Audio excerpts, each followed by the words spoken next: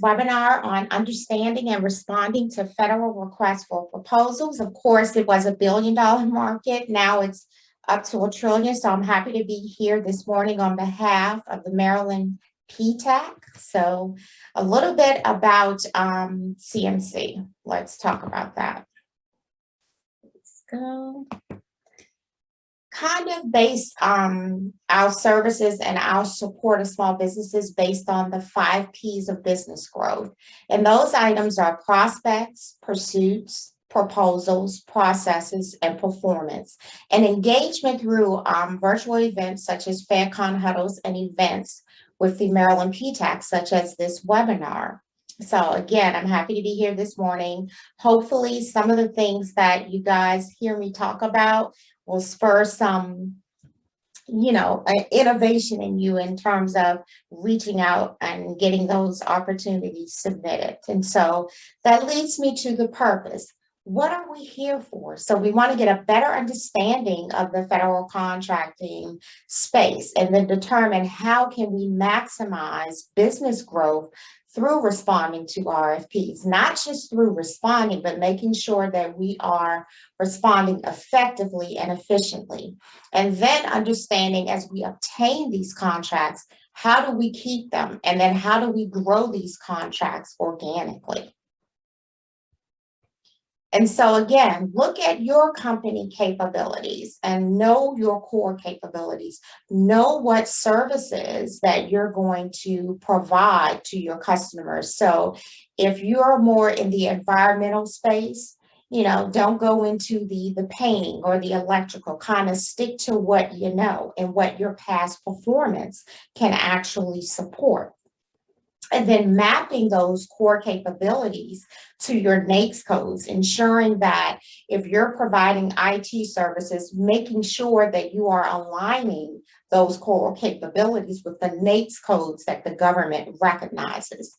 And then knowing your target customers, knowing which customers procures the services and products that you offer. So say, for instance, if you're a locksmith, it doesn't make sense to advertise and market those services to agencies that don't really procure those services. So knowing what your core capabilities are, knowing how they map to the NAICS code, speaking the government's language, and then knowing your target customers, who is really buying the products and services that you offer.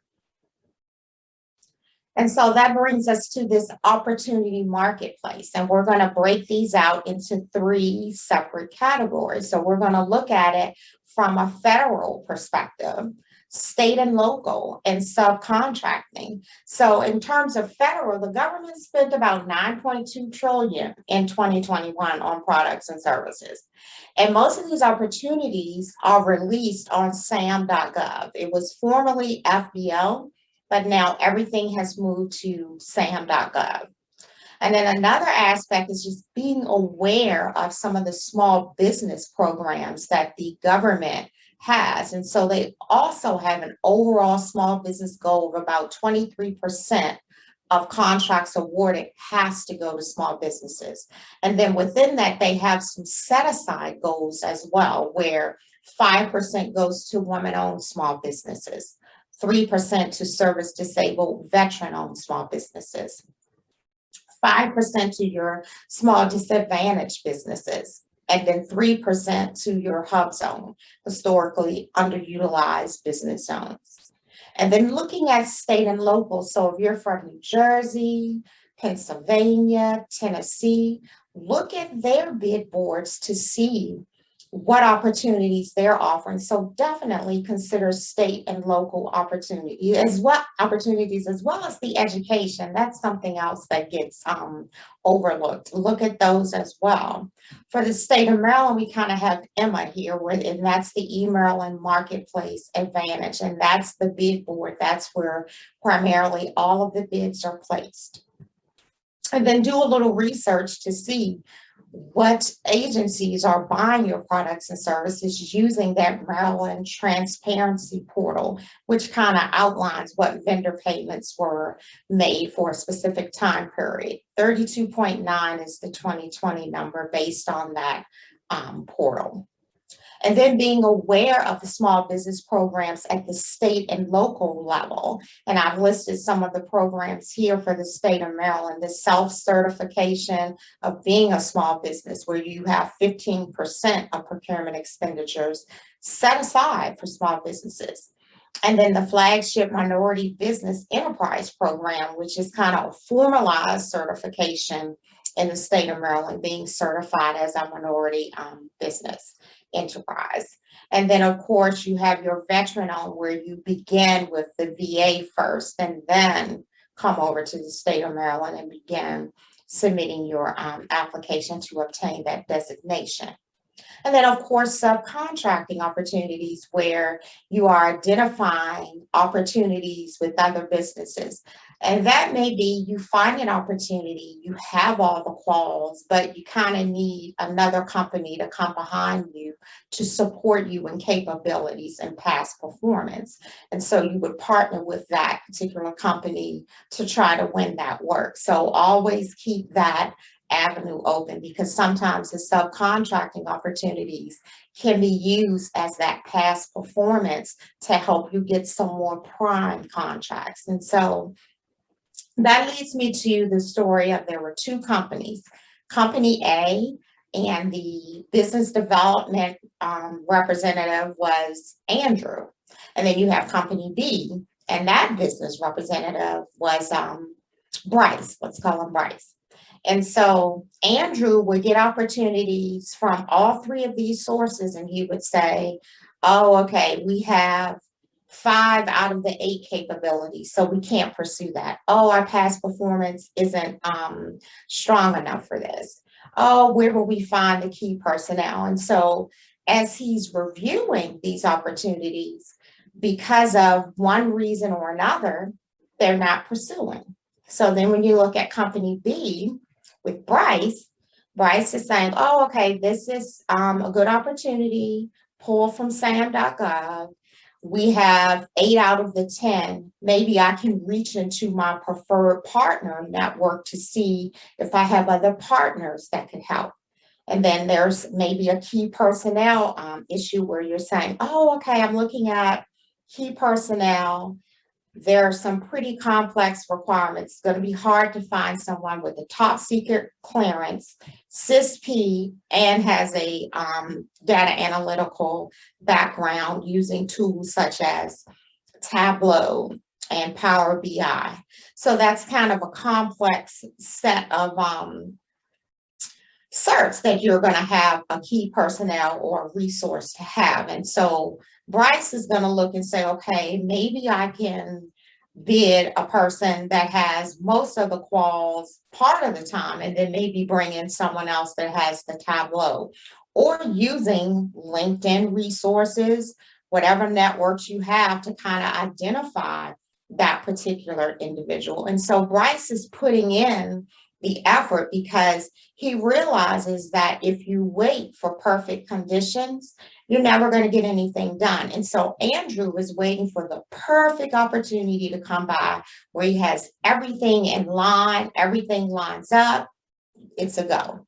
Whereas Bryce is like, okay, we may not have everything in place, but we can put other mechanisms in place that kind of help us. Maybe, reach out to partners, find key personnel, and be creative in how you're staffing the positions, but allowing the cost structure to kind of remain solid. And so again, as a small business, as you're reviewing these opportunities, if you wait for perfect conditions, you'll never get anything done. So you're going to have to kind of think out of the box. If you're lacking in past performance, maybe bring in some key personnel that can kind of make up for that.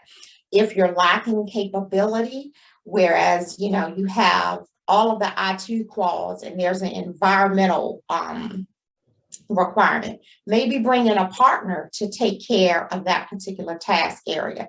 So in terms of these opportunities, the key takeaway is that the perfect opportunity is like finding a needle in a haystack. If you're going to wait for that to happen, you're not going to get anything done. So we want to always be capitalizing on opportunities that come before us. And then how do we do this? And so I've used I've been doing this for quite some time, not to date myself, but I've been doing this for, a while. And so I kind of lean on this DR3 approach where I discover, review, respond, repeat.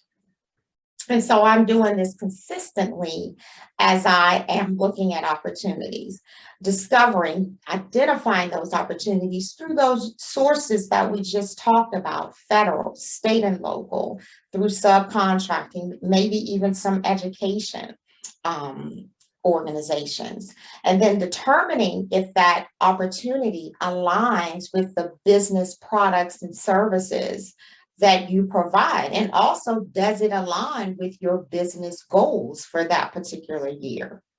And then developing that proposal response using a proposal process so that you can showcase your ability to provide a viable solution in direct response to the requirement. And then repeating this process where you're following an established cycle for continuously identifying opportunities to improve the way you respond to proposals, the way you identify opportunities, and the way you research and get intel on those, and then implementing those improvements along the way.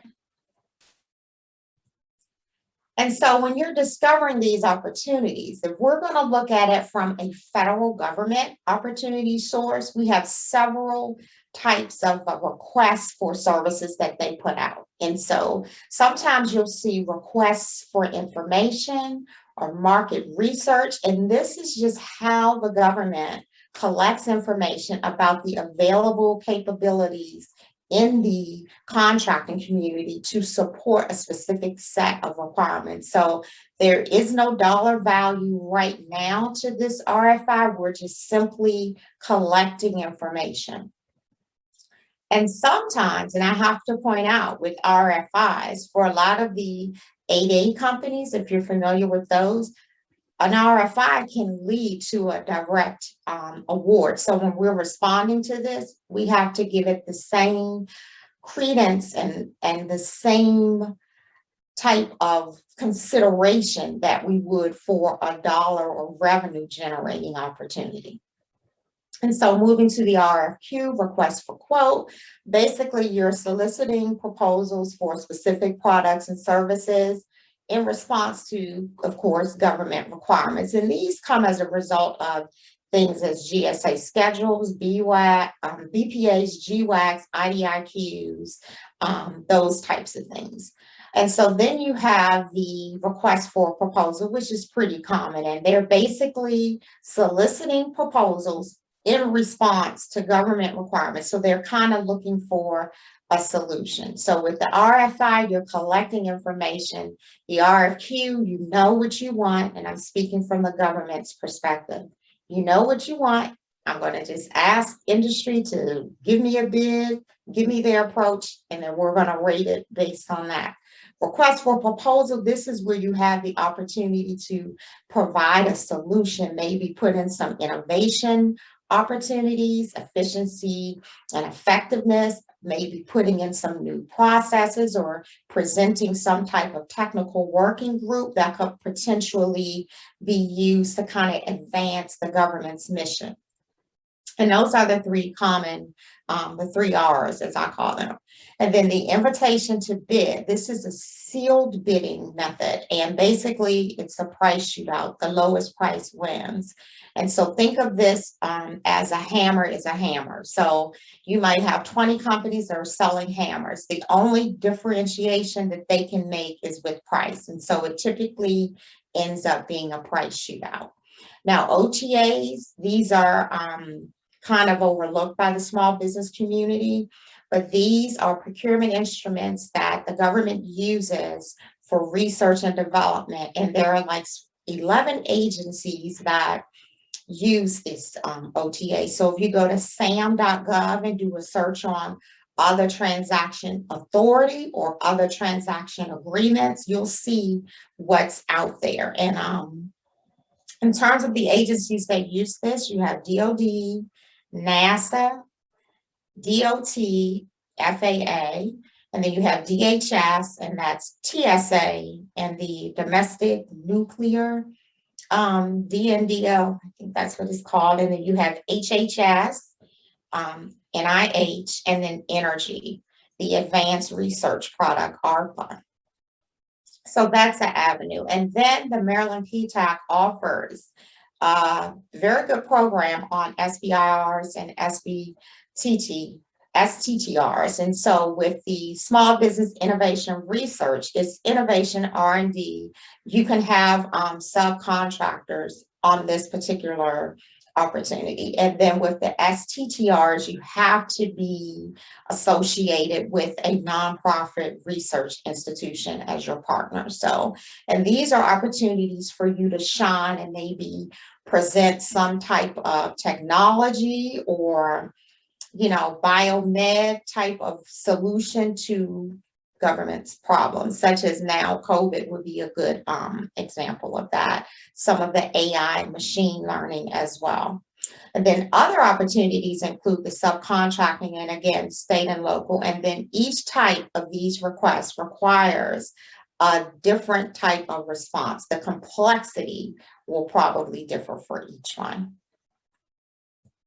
And then in terms of review, again, you're looking at, does this opportunity align with the products and services that I'm offering? Does it align with my business goals? Basically, can we do the work?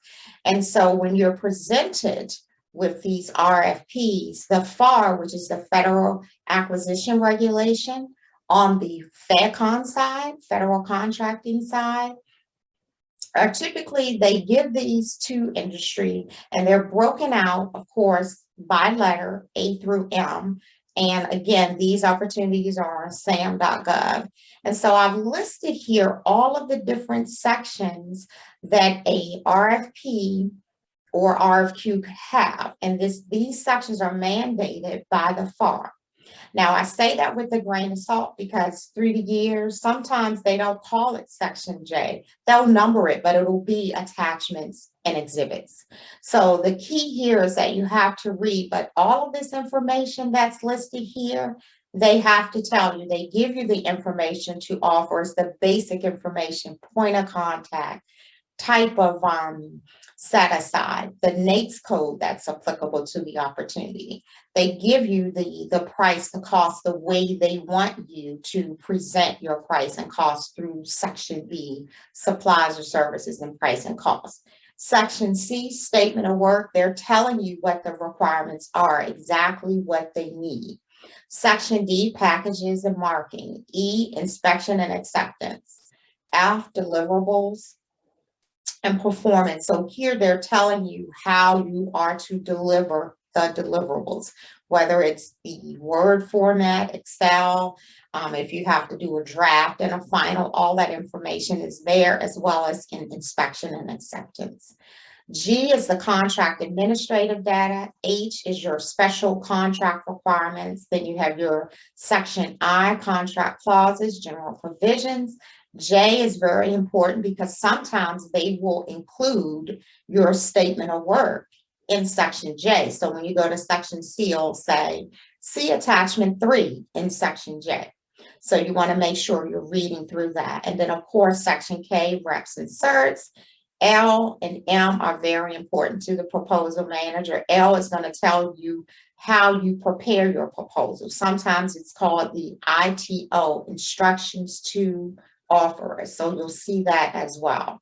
Section M is the evaluation criteria, very important because this tells you how you're going to be graded. And so if they're telling you you're going to be graded on task 1, 2, and 3, but there are 10 tasks in there, Don't spend time writing to task 4 through 10 when you're not going to get any points for that. You're not going to be evaluated on it. So the key is know what you're going to be evaluated on and build your response based on the evaluation criteria in accordance to the proposal instructions, taking into consideration what the requirements are. And then for Maryland, Maryland kind of follows COMAR, the Code of Maryland Regulations, and their format is kind of similar to the RFP format, but it's, the language is different, but the information, the content is kind of similar. So you have your invitation for bid, you have the cover page, which kind of goes to section A where you have information to offer. So this will tell you everything about the opportunity. Any special notices that's required, such as like your vendor feedback form, certifying if you're a small business or MBE, those things are included. Then you have your key information summary sheet.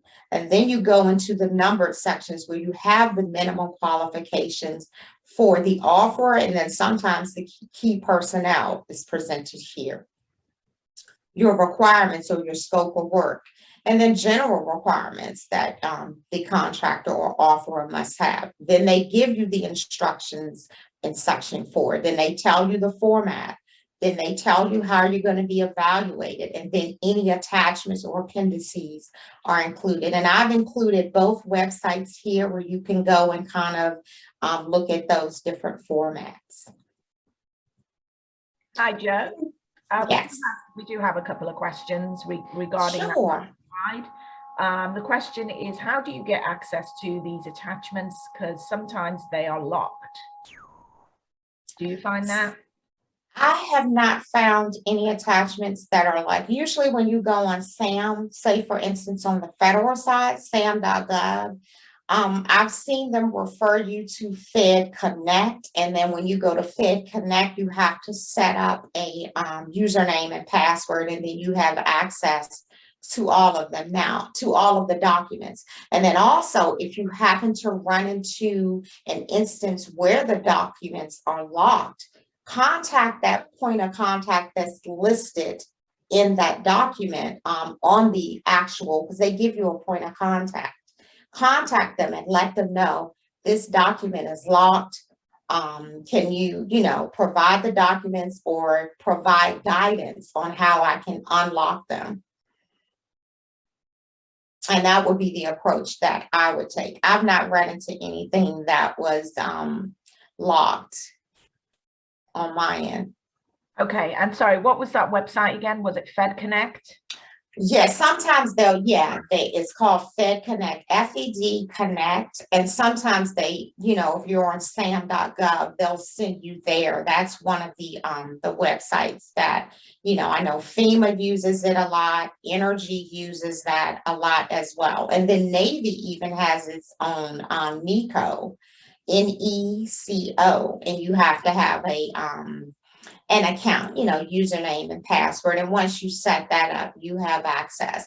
But in any case, at any time, if you identify an opportunity that you're very interested in and you want to pursue, contact that POC that's listed if you don't have access to the documents. And I would say do that immediately, because everything is time-based and the clock is ticking. And so whenever you run into a case where you cannot access the documents, that would be your first course of action, is to, contact that POC that's listed. Okay, thank you. Any other questions or? No further questions. Just like to remind everybody in the audience that you can type out your questions for Joe and we will get to them. Thank you. Okay. So, you've identified that opportunity, and now you're going to look at it from the perspective to bid or not to bid. That's the question that you're seeking to answer. And I've listed some core categories that typically one would look at to determine if they're going to bid or not bid. And of course, you can add additional categories as you see fit, but capabilities and quals, can you do the work? What technical management and operational requirements are there? Can you provide those for this particular opportunity? Any specific tools, processes, methodologies, or systems, are those available? You know, do you have access to those? And then what's the state of the requirements that's listed? Are they clear? Are they feasible? Are they actually realistic? So that may lead some questions that you may want to ask the contracting officer if, you know, something is, you know, glaringly inconsistent in the requirements. And then looking at your past performance, do you have the past performance to support that type of work? Look at what they're requiring in terms of past performance in section L. Look at section M to see how you're going to be evaluated with past performance. And then here, if you have a lot of subcontracts with large companies, keep in mind, some of these large companies do not do PPQs, past performance questionnaires. They will not fill those out. So what you may want to do is type up a letter that confirms that you are performing that work for that company, and then submit that. And then maybe you'll get a neutral rating for past performance, because that's a hurdle that small businesses have as well, that if you have subcontractors with large companies, sometimes their practices, they do not fill out PPQs. And so you want to find a way around that and just have some type of letter on their letterhead that at least verifies that you have a subcontract with them. And then looking at partners, if you see that there are some capability gaps, reaching out to your partners and using them to address past performance, capability, customer intimacy, and then access to SMEs. And then speaking of customer intimacy, looking at the relationship with the customer.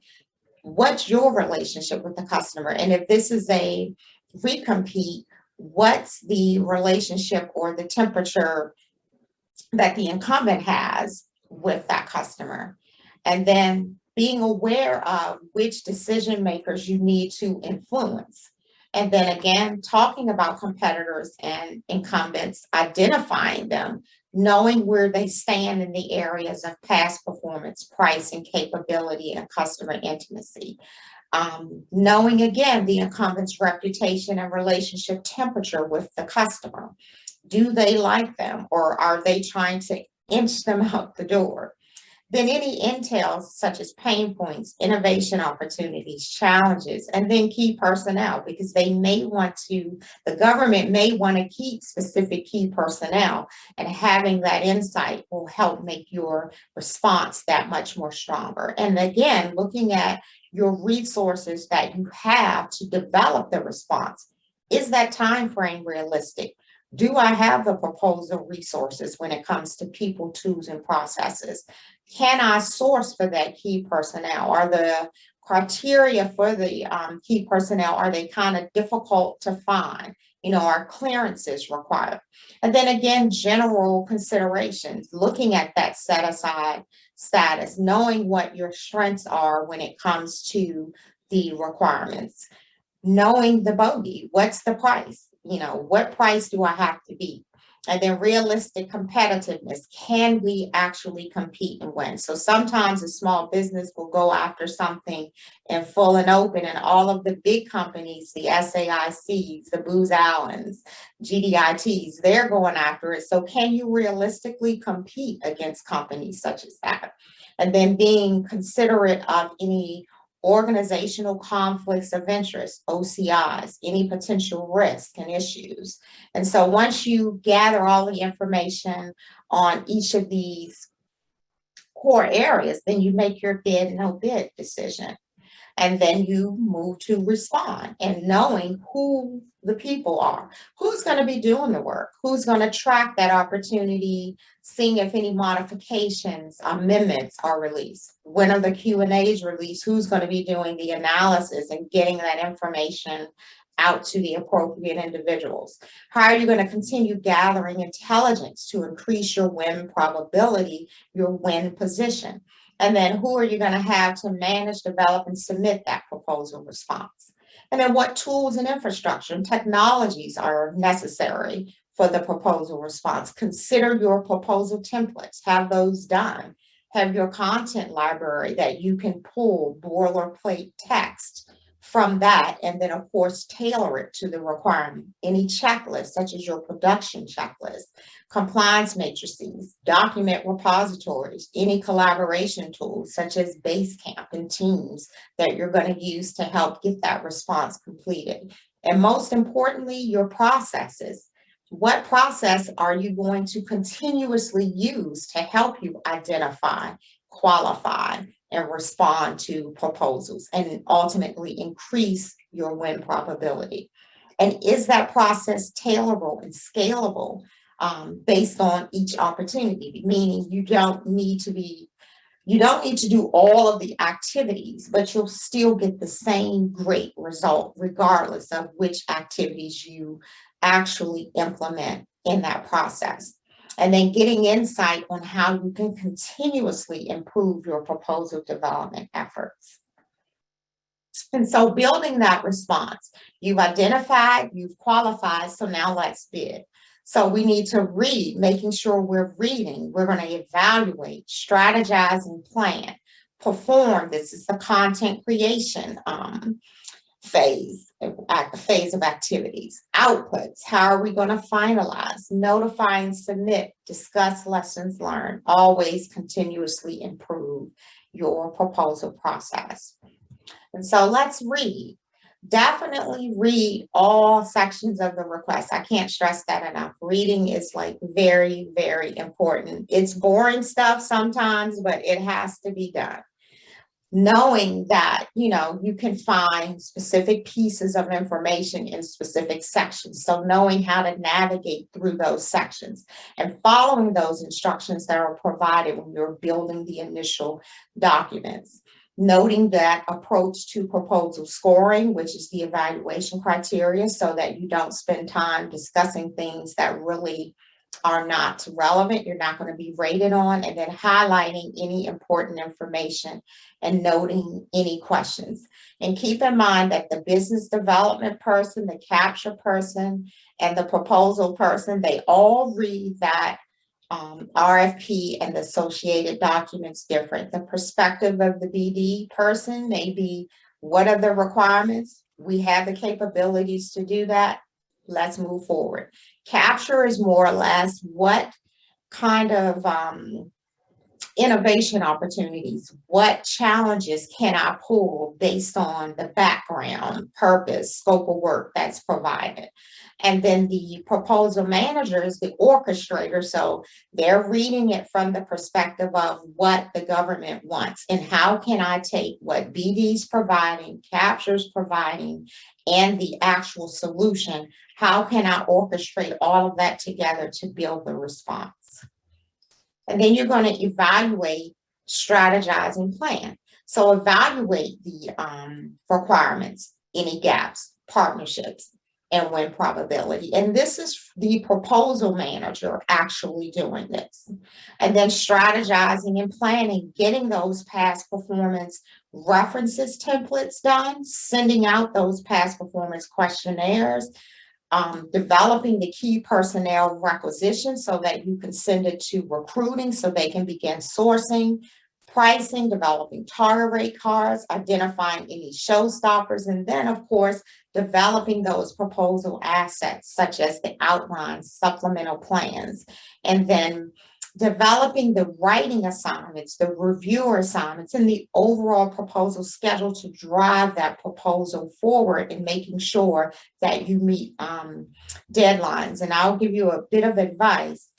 If the proposal is due on the 5th, have everything done in-house by the 3rd. Always give yourself 2 days prior. And that's, take out a lot of the stress in developing it. So keep that 2-day reserve.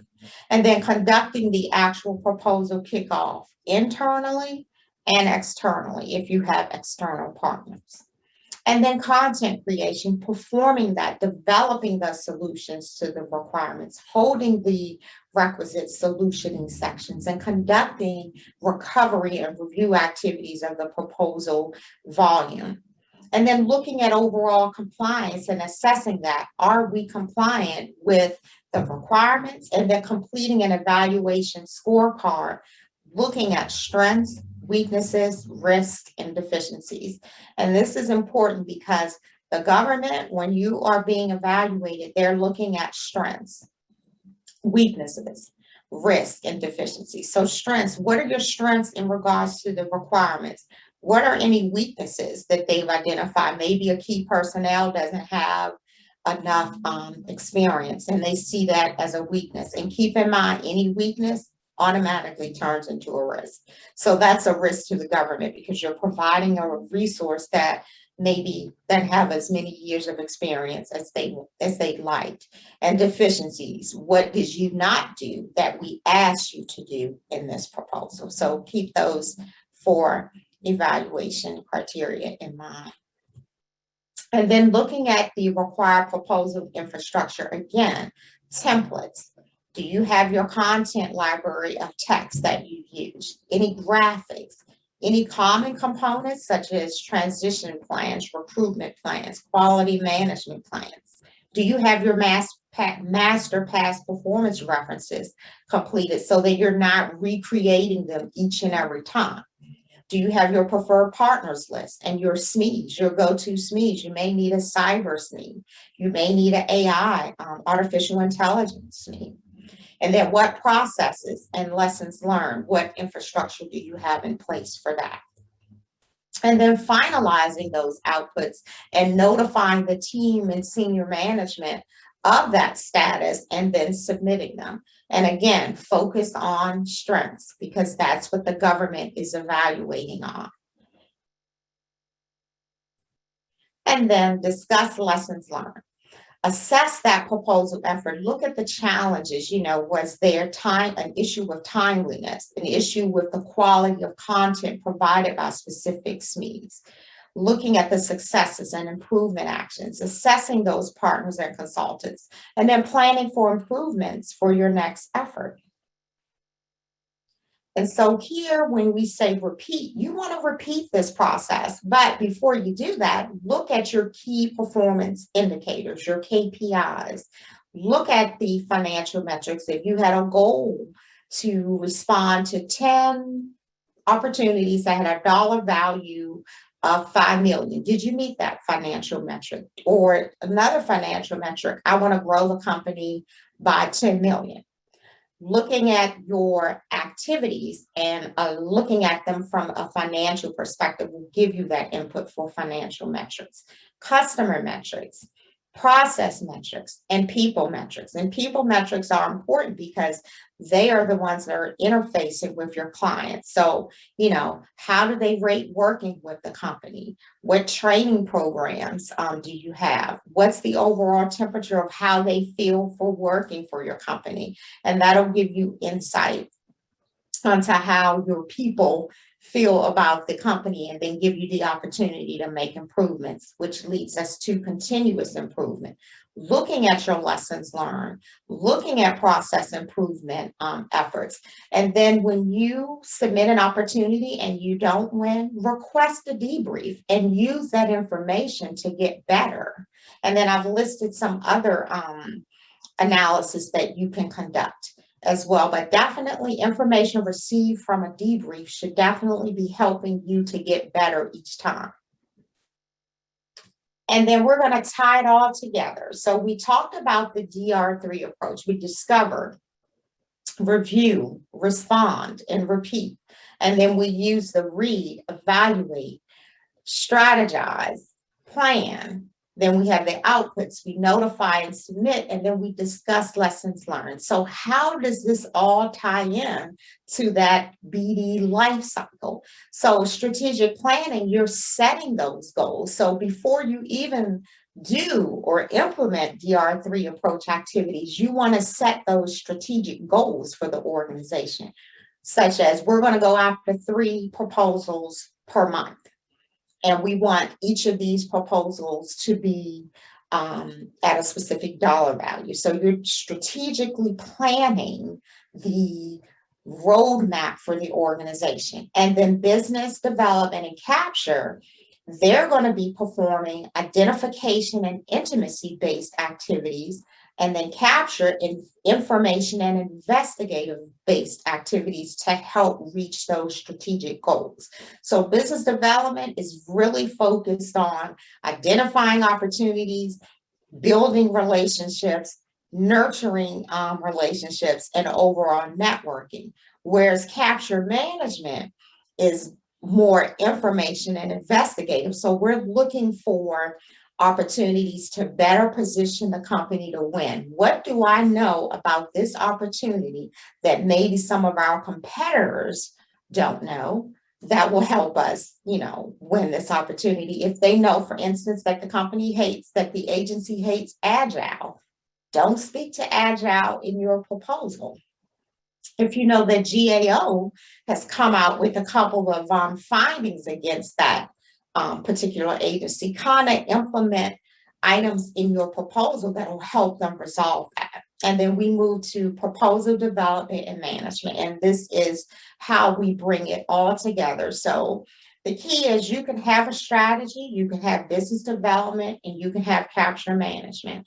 If you don't have that strong proposal development and management piece, you can't communicate that, all the wonderful things that you could do for an organization. So you want to maximize the development of strong proposal responses based on your proposal development process. And so how do you do that? Again, with a process, having a proposal asset library, having your proposal team trained in a specific process. So you want to make sure that you have these resources, people, tools, and processes in place. And that's how you get to respond to proposals and opportunities that are issued by agencies such as the federal government, state and local, as well as subcontracting. So in any opportunity, you're going to have to write. And so definitely having an understanding, which I think now you know what sections you're looking for in the RFP or in the state of Maryland's opportunities. And now you should be able to go out and start building those proposal responses to help you meet your business goals and meet your business strategic plans to kind of get that going and actually start achieving and marking off some of those objectives as fully accomplished.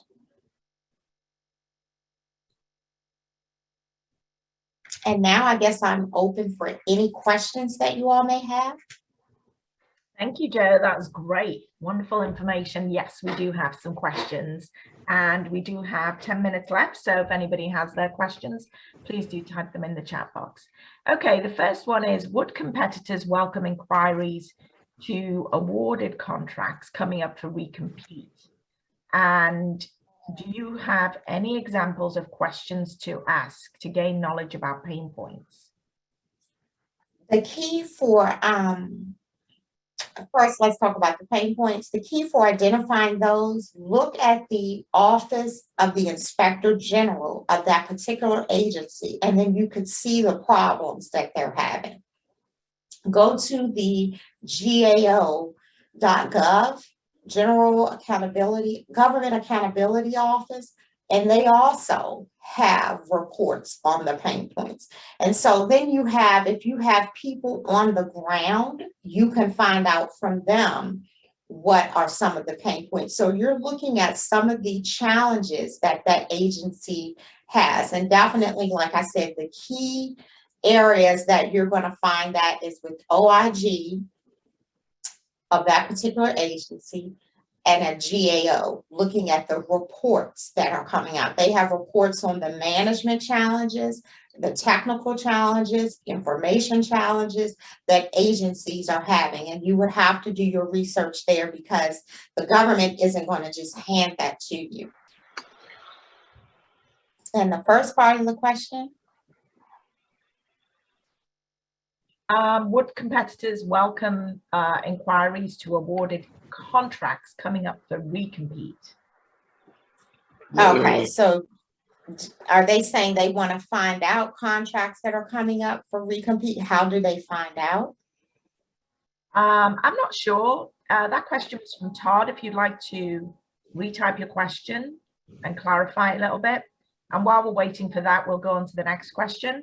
What if you subcontract with a subcontractor who is not in government contracting, but in commercial? Will that hinder my ability to perform based on the guidelines to do business? No, it will not hinder your ability to perform. If you are looking at the requirements and they are saying they wanted vulnerability scanning, and you're doing vulnerability scanning, let's say for a commercial organization, that's a one-to-one match of the requirements. Now, if you read the evaluation criteria, they may say federal government experience will be rated higher than commercial. Sometimes they'll put that in there. So it does not hinder you, but in some instances, federal experience is preferred, and they'll let you know that in section M as well as section L. Okay, great. Well, it doesn't look like there are any other questions, so we'll start wrapping up. And Joe, if you'd just like to let the audience know how they can get in touch with you if they want further information. If you want further information, you can get in touch with me at info@capstonemc-llc.com. It's right on the bottom of the slide. And I hope this was helpful for you all. Please provide feedback in terms of if something was missing, how we can make it better. But the goal is ultimately to help you guys grow your business. And so we'd love to hear back from you to see if this information was helpful and then what we can do in terms of improvement. Because again, as I kind of practice what I preach, we want to make sure that we're always continuously improving and getting better so that we can continue to grow our businesses and help others grow their businesses as well. Thanks, Joe. And I'll just like to end this by reminding you that your PTAC counselor is here to help you, and our services are free. There are plenty of people out there who will happily charge you to give you the advice that we give you for free, that is paid for by your tax dollars. So if you're not registered with us, please do get registered. All we ask is that your business is in Maryland and that your business is at least a year old. We are restricted by the government from working with people who are with businesses rather that have less than a year's experience. That's the only reason. However, there are other resources available for startups and new businesses, such as SCORE and SBDC. But again, I'd like to thank Joe so much for great information and the audience for great questions. And we hope to see you on a future PTAC webinar. Thanks, everybody. Bye-bye. Bye-bye.